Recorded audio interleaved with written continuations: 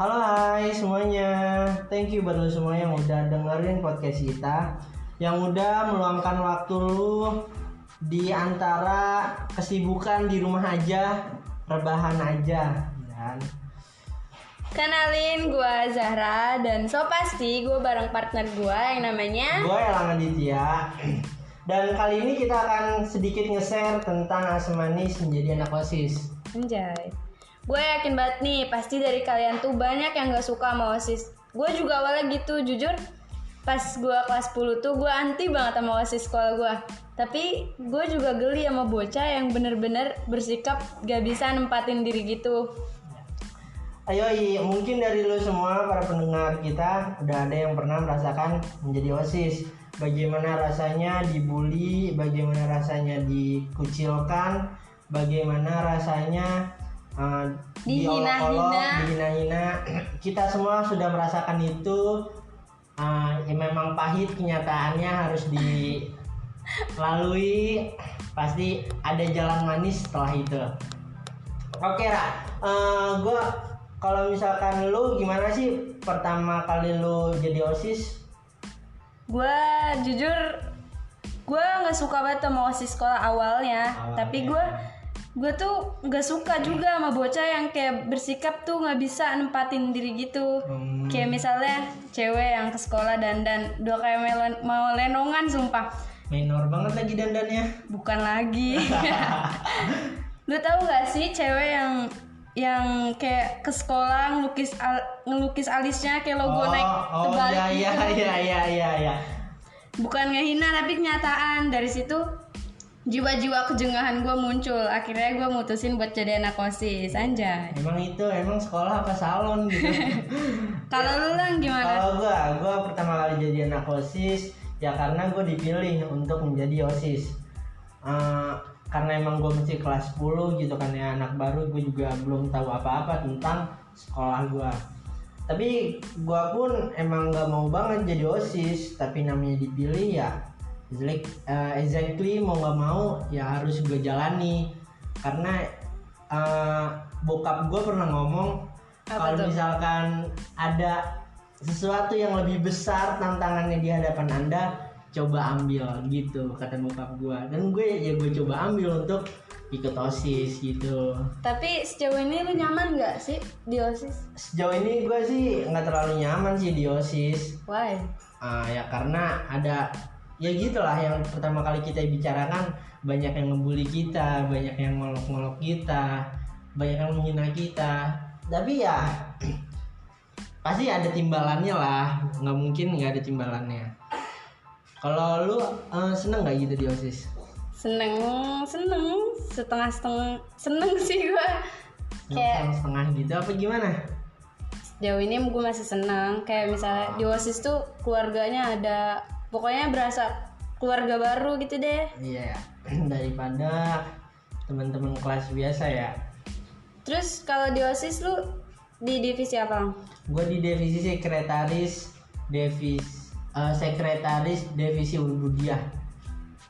Nah, kalau gue sendiri di situ yang tugasnya nggak jauh dari laptop, nggak jauh dari HP, pokoknya nggak jauh dari media sosial gitu.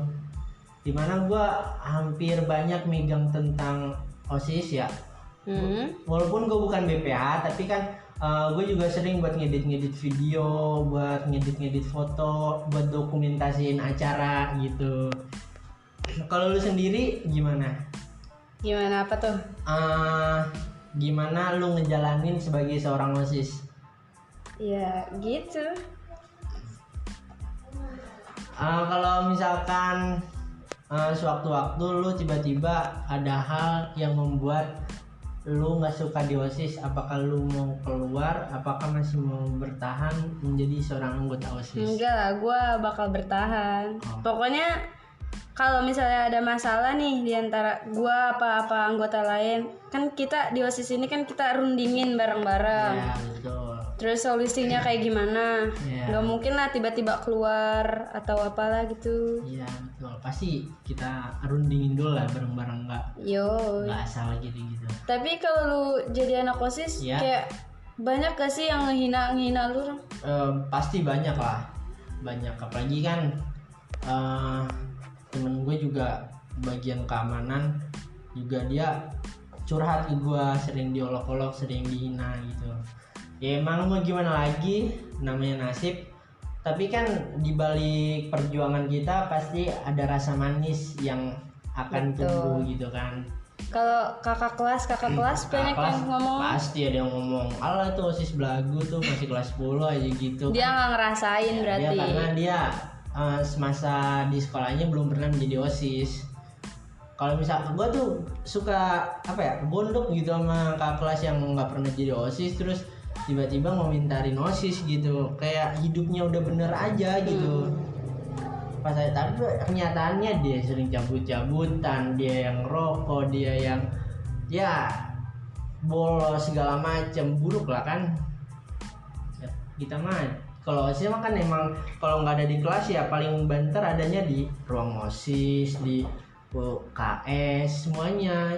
Kita tuh pasti nggak mungkin cabut jauh-jauh dari sekolah, nggak kayak mereka. Terus nih, kan kebetulan kita di divisi yang sama nih ya, ya betul. Otomatis tiap pagi nih kita harus kayak gelar karpet lah, di lapangan. Terus kayak nyiapin mic gitu-gitu. Terus ya kayak di situ lu merasa capek gak sih, Lang? Kalau gue sih ya nggak terlalu capek sih, karena kan kalau ada temen untuk dimanfaatkan kenapa enggak gitu kan. Kalau lu sendiri gitu merasa capek nggak kalau dengan adanya gitu? Hah? Lu capek nggak kalau kayak gitu? Buat pagi-pagi, buat gelar karpet? Ya jujurnya capek, sejujurnya capek. Ya. Cuman ya emang itu. Tapi ya kita kan nggak cuma maksudnya karena emang itu tanggung jawab divisi kita, bukan berarti cuman kita doang. Ya. Banyak lah dari divisi lain juga yang ngebantu-bantu. Harusnya sih begitu, dari divisi lain yang membantu kita untuk menjalankan tugas kita di divisi kita gitu. Ya intinya sejauh ini lu gua sama-sama nyaman sama OSIS kan? Iya pasti, tapi jangan nyaman-nyaman banget, tapi takutnya ntar malah broken. Oke, mungkin ini saja dari kami yang bisa kami share. Apabila ada kesalahan kata dari kami mohon dimaafkan. Terima kasih untuk para pendengar yang udah mendengarkan kami. Thank you guys. Oke, see you next time. Bye bye.